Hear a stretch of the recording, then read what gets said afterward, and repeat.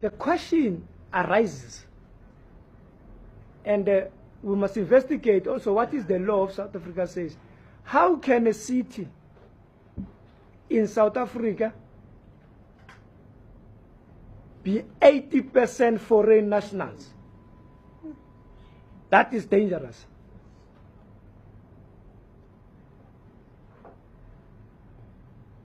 That in Hillbrow and the surrounding areas, South Africans have surrendered their own city to the foreign nationals. The nation should discuss that particular question. You won't find South Africans in other countries dominating a city into 80%.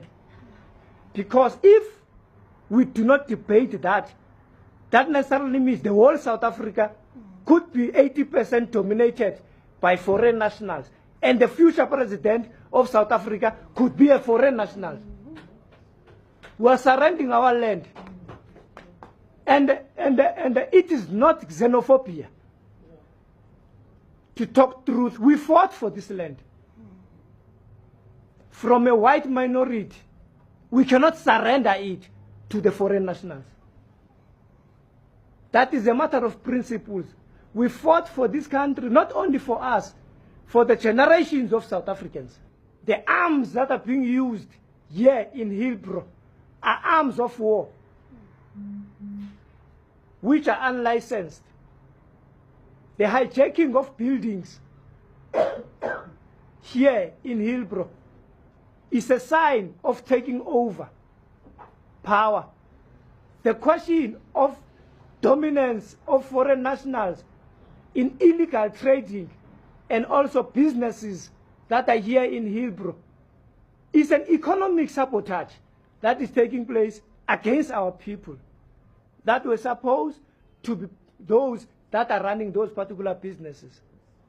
We are facing here service delivery protests that we don't know where are coming from. Some of the issues is because of we can't give shelter to our people because these buildings are being occupied and hijacked by people and lunatics that we don't know.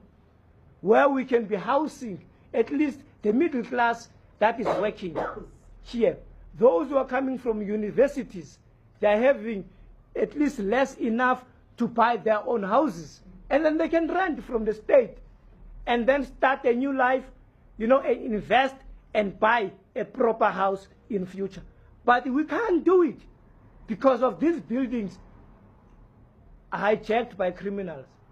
People are being raped there, you know, there's drug dealing there, there are illegal shipments there, you know, there is second-hand goods businesses of stolen goods, by the way, and all sorts of criminal activities. And we must do something about it.